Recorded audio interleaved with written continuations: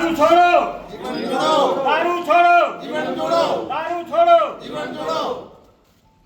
આજ રોજ અહીંથી પ્રવાસ દરમિયાન આપણા કંચકોટ ગામ મધ્યે રામ મંદિર પાસેની આ ભીડ જોતા અમે અહીં દર્શને આવેલા અને દર્શન કરતા અમને જાણવા મળ્યું કે આ છેલ્લા 3-4 વર્ષથી આ ગામના પૂર્વ સરપંચ એવા રાજણભાઈ દારૂની ઝુંબેશ ચલાવી રહ્યા છે અને અમે આખા કચ્છની અંદર દેશી અને અંગ્રેજી બંને દારૂ એની સાથે સાથે બડુભા બાપુ, રાજણભાઈ, રામજીભાઈ અને તમામ ગ્રામજનોને જણાવું કે આપણે તો હજી અહીંયા દારૂની ઝુંબેશ ચલાવીએ છીએ. ડ્રગ્સ, ગાંજો અને ચરસ પણ આપણા નાના નાના બાળકો સુધી પહોંચી ગયું છે. આપણા નાના નાના એમડી, આરએમડી જેવી રીતે મળે છે એવી રીતે એમડી ડ્રગ્સ નામનું ડ્રગ્સ પણ અહીંયા મળે છે. પંજાબી ઢાબાઓની અંદર આ ચાલુ છે. પીઆઈ ગઢવી, સામખિયાળીના પીઆઈ ગઢવીને આ બાબતે અમે જાણ કરેલી અને પીઆઈ ગઢવી સમક્ષ પણ આધોઈ ગામની રજૂઆતો કરેલી.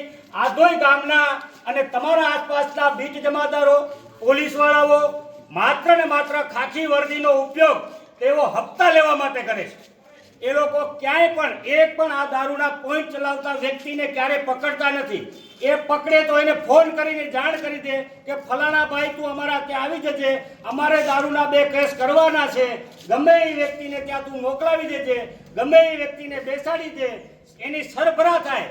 એને સારામાં સારી વસ્તુ ત્યાં જમાડવામાં આવે છે લોકઅપની અંદર અને સવારે એને પાછો મૂકી દેવામાં આવે અને સહી કરવી હોય ને તો એના હાથ ધ્રુજતા હોય ને તો એને દેશી દારૂ પીવડાવવામાં આવે છે. આપણી આ કમનસીબી છે કે ગામના સરપંચથી કરી આસપાસના ગામના લોકો ખૂબ જાગૃત થયા છતાં પણ દારૂ બંધ કરાવી શકતા નથી અને દારૂનું જે ધંધો કરે છે, બુટલેગરો તમારા ગામના છે, આસપાસના ગામના છે, એ લોકો ધાકધમકી કરતા હોય. ભાઈ હવે એટલી બધી ચાઇના ક્લે છે, રેતી છે, મટી છે, ખેતર છે, વાડી છે, પવનચક્કીઓ છે, ઘણું બધું તમારે કંઈ કમાવા માટે છે. થાંભલાના કામ ચાલુ છે, પવનચક્કીના કામ ચાલુ છે, ત્યાં જઈને અટકાવો. અદાણીવાળા અને અંબાણીવાળા જેના કામ ચાલુ છે એ 50,000 રૂપિયા દેશે. તમારે આ ગોરખ ધંધા કરવાની જરૂર નથી, કોઈના ઘર બરબાદ કરવાની જરૂર નથી. માતા બહેનો જ્યાં છે બિચારી ઘણી બધી વિધવાઓ થઈ જાય, ઘણા બધા યુવાધન આની પાછળ જે કેમિકલ વાળું આપણને દારૂ મળે છે, દારૂ પી અને ગુજરી ગયા. આધોઈ ગામની અંદર કોળી સમાજના લગભગ 150 બહેનો વિધવા છે. તમારા ગામમાં કેટલા છે મને ખબર નથી. પહેલી વખત આ રામ મંદિરના સાનિધ્યમાં આવ્યો. હું કંચકોટ ઉપર દર્શન કરી અને જતો રહું છું, પરંતુ પહેલી વખત મને આ ગામની અંદર રામના સાનિધ્યમાં, બહુચર માતાના સાનિધ્યમાં આવવાનો મોકો મળ્યો અને આપ સૌએ જ્યારે અમને આવકાર્યા છે. આ ગામની સમસ્યા હતી. રામજીભાઈ તમારા ગામના સરપંચ, ન્યાય સમિતિના સરજીભાઈ સરપંચ છે, ન્યાય સમિતિના ચેરમેન શ્રી અને તમામ ગામના અગ્રણીઓની વચ્ચે પણ અમને જ્યારે આપે અહીં આ બાબતે પ્રકાશ પાડવાનો મોકો આપ્યો, કારણ કે આપના એક ગામની સમસ્યા નથી, આખા ગુજરાત અને આખા ભારતની આ સમસ્યા છે. ગાંધીના ગુજરાતની અંદર દારૂ ખુલ્લેઆમ મળે છે, ડ્રગ્સ મળે છે, ગાંજો મળે છે, ચરસ મળે છે, અફીણને દેડાના બંધાણી તો આપણે ત્યાં હતા, પણ એ 50-60 વર્ષ પછીના જે ડોસલા આપણા હતા એ લોકો અમલનો લેતા હતા. બાકી હવે તો ગમે અહીંયા ગરથુલિયા ખાઈ અને આપણા યુવાધનો પડ્યા હોય, ગટરમાં પડ્યા હોય. રાજણભાઈ, માતાજીના કાર્યક્રમ હોય, કંચકોટના હોય, ભગવાનના કાર્યક્રમ હોય, ધાર્મિક કાર્યક્રમ હોય, રાસ રાસુડા હોય, ગરબા હોય, કોઈ પણ પ્રસંગો હોય, ત્યાં કને લગ્ન પ્રસંગો હોય, ત્યાં તમામ જગ્યાએ દારૂ પીને આવા લોકો આપણને જોવા મળે છે. આપના ગામમાં આપના રામ મંદિરના સાનિધ્યમાંથી હું આ પીઆઈ ગઢવી અને તમારા ગામમાં આવતા બીજ જમાદારો, પોલીસવાળાઓને પણ ખુલ્લી ચેલેન્જ આપું છું કે ભાઈ તમે જે બાબુશાહી ચલાવો છો એ અમારા ટેક્સના પૈસાથી તમે પગાર મેળવો છો. તમારા બાપુજીની ધોરાજી ચલાવવાનું બંધ કરી દેજો અને ગ્રામજનોની જે રજૂઆતો છે રજૂઆતો સાંભળજો.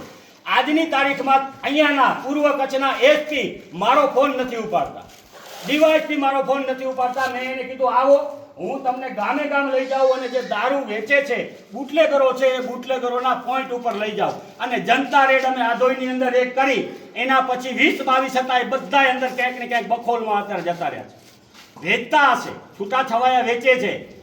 ગઢવી સાહેબે અને એના જે મળતિયાઓ ગામમાં તમારા અહીંયા કને કોણ પોલીસવાળા આવે છે મને ખબર નથી, પણ જે પણ આવે છે, હરીસિંહ છે કે બીજા કાનજીભાઈ મનજીભાઈ જે કોઈ પોલીસ ખાતામાં હોય એ તમામને જણાવી છે કે ભાઈ તમારા પરિવાર છે એમ ગામના પરિવાર છે અને આ ગામજનો જુવાધન જ્યારે આ રવાડે ચડી રહ્યું છે દારૂના, તો આપણી પણ ફરજ છે અને અમારા પૈસાનો નોકરો તમે કરો છો, તમારા ઘરેથી ક્યાંયથી પૈસા લઈને તમે કમાતા નથી.